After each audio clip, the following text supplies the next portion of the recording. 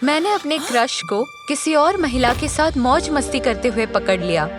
क्या आश्चर्य है, मेरी सबसे अच्छी दोस्त रोज, मेरे जीवन का प्यार, अतुलनीय जेनी से मिलो। एलेक्स और मैं बचपन से दोस्त थे, लेकिन उसने मुझे कभी एक महिला के रूप में नहीं देखा। तुमसे मिलकर अच्छा लगा रोज। अगर तुम्हें बुरा न लगे तो हमें अकेला छोड़ दो। अगली सुबह मैंने खिड़की के बाहर किसी को बहस करते हुए सुना। उसका जबरदस्त प्यार जल्द ही खत्म हो गया, पिछले सभी प्रेमों की तरह। क्या तुम्हें मदद और हग्स की जरूरत है? मेरे पास आओ।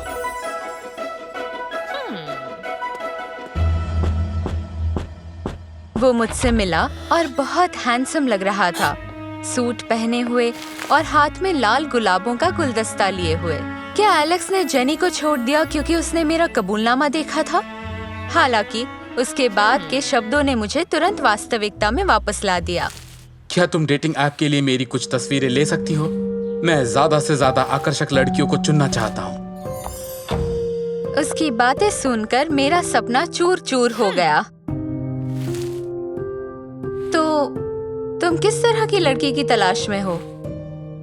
सुंदर, दयालु, जो मुझे समझेगी जैसे तुम समझती हो। उसके शब्दों ने मुझे फिर से आशा दी। मुझे उसे अपनी भावनाओं के बारे में बताना था, लेकिन इस बार अकेले में। अचानक मुझे याद आया, एलेक्स एक बास्केटबॉल खिलाड़ी था और सीजन का अंतिम गेम जल्द ही होगा।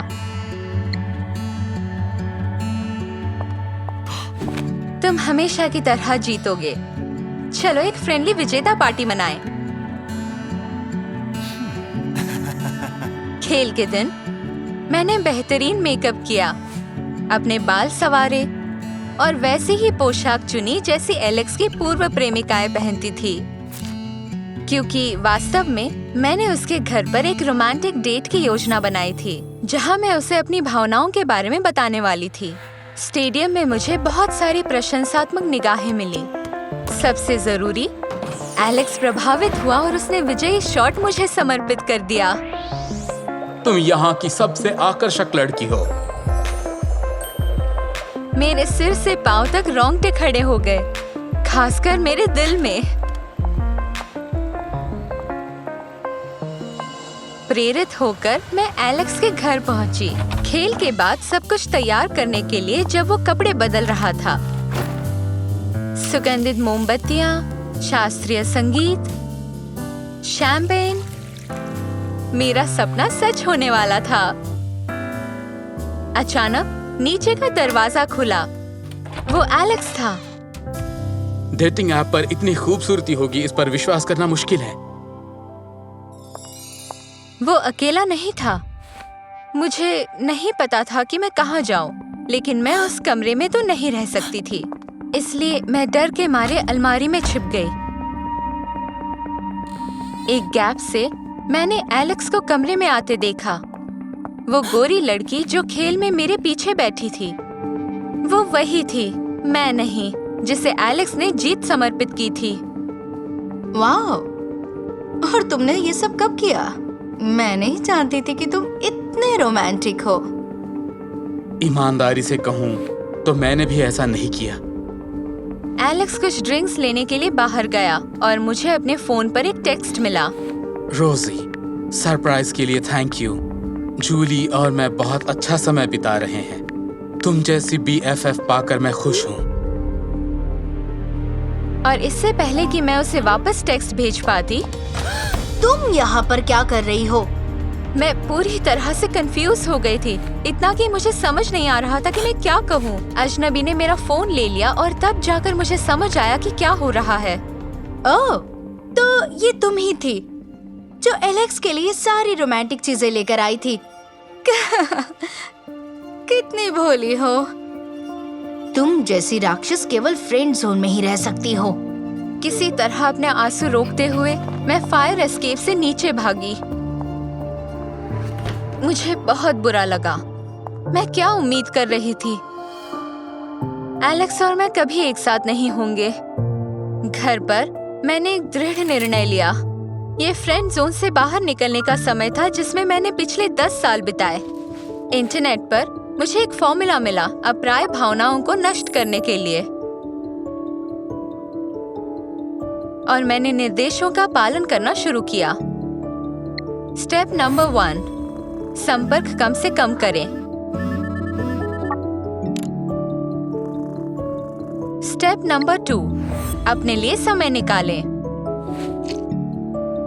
और स्टेप नंबर 3, सबसे जरूरी, दूसरे पुरुषों के साथ संवाद करना शुरू करें। मेरे लिए डेटिंग ऐप पर एक प्रोफाइल बनाने का समय आ गया था।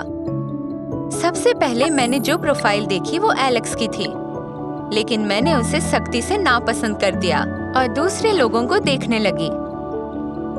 मैं कई घंटों तक ऐसा करती रही और ऐसा महसूस हुआ जैसे मैं पूरी तरह हार गई हूँ, क्योंकि मुझे एक भी मैच नहीं मिला। अचानक मुझे एक नोटिफिकेशन मिली। एक खूबसूरत बास्केटबॉल खिलाड़ी ने मुझे पसंद किया। नेट ने उस टीम के लिए खेला जिसका फाइनल में एलेक्स ने सामना किया था। ओह, मुझे विश्वास नहीं हो रहा कि आप यहाँ हैं। आप खेल में सबसे खूबसूरत लड़की थीं। नेट ने तुरंत मुझसे मिलने के लिए कहा। मुझे समझ नहीं आ रहा कि एलेक्स ने तुम जैसी लड़की को कैसे मिस कर दिया। शाम के अंत तक नेट ने मेरा हाथ थाम लिया और मुझे चूमने की कोशिश की। मैं चीजों को इतनी तेजी से विकसित होने के लिए तैयार नहीं थी। सौभाग्य से वो बहुत संवेदनशील था और मुझे समझ पाया। मैं पूरी जिंदगी इंतजार करने के लिए तैयार हूँ। बाकी सारे डेट्स में नेट एक जेंटलमैन की तरह पेश आया और मुझे घर भी छोड़ा। लेकिन जब मैं एलेक्स के बिना अपनी पहली रात का आनंद लेने वाली थी, वो मेरे दरवाजे पर आया। नेट तुम्हारे लिए सही नहीं है। उसने वादा किया था कि वो फाइनल हारने का बदला लेगा। मैं तुम्हें उस दुष्ट से बचाना चाहता हूँ। फिर उसने अपने होंठ मेरे कान के पास रखे और फुसफुसाया। नेट मुझसे सबसे कीमती चीज छीनना चाहता है, तुम, मेरी दोस्त। उस फ्रेंड जोन संबंधित शब्द ने मुझे वास्तविकता में वापस लाया। मैंने अपने आंसुओं को रोकते हुए अपना हाथ हटा लिया। मुझे तुम्हारी सुरक्षा की जरूरत नहीं है। हम अब बच्चे नहीं हैं। मैंने उसकी प्रतिक्रिया की प्रतीक्षा किए बिना दरवाजा बंद कर दिया और तुरंत नेट को टेक्स्ट भेजा, मेरे घर पर आ जाओ, हमें अपना अधूरा काम पूरा करना है। मैं एलेक्स से बदला लेना चाहती थी, इसलिए मैंने खिड़की के पास ही नेट को चूम लिया, पर उसने तुरंत और ज्यादा की मांग की। हमें इसके आगे नहीं बढ़ना चाहिए। उसने मेरी बात पर ध्यान नहीं दिया। एलेक्स ने मेरा कप ले लिया, तो मैं तुम्हें ले जाऊंगा।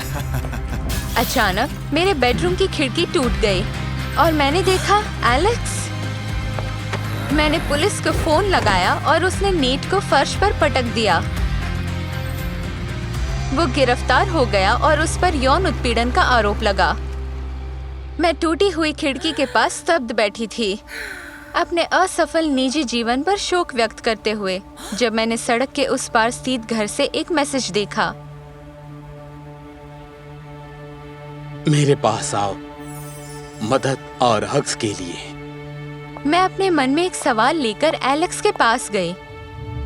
नेट ने आखिर मुझे ही क्यों चुना? उसके लिए एक शब्द भी कहना मुश्किल था, लेकिन उसने कहा, क्योंकि उसने कुछ ऐसा नोटिस किया जो मैं कई सालों से नहीं देख सका। तुम वही हो जिससे मैंने हमेशा प्यार किया है। एलेक्स के हाथों ने मुझे करीब खींच लिया और हमने एक स्वीट किस के साथ अपनी भावनाओं की पुष्टि की। याद रखें, कभी कभी खुशी आपके ठीक बगल में ही होती है। आपको बस इसे लेने का साहस करना होगा।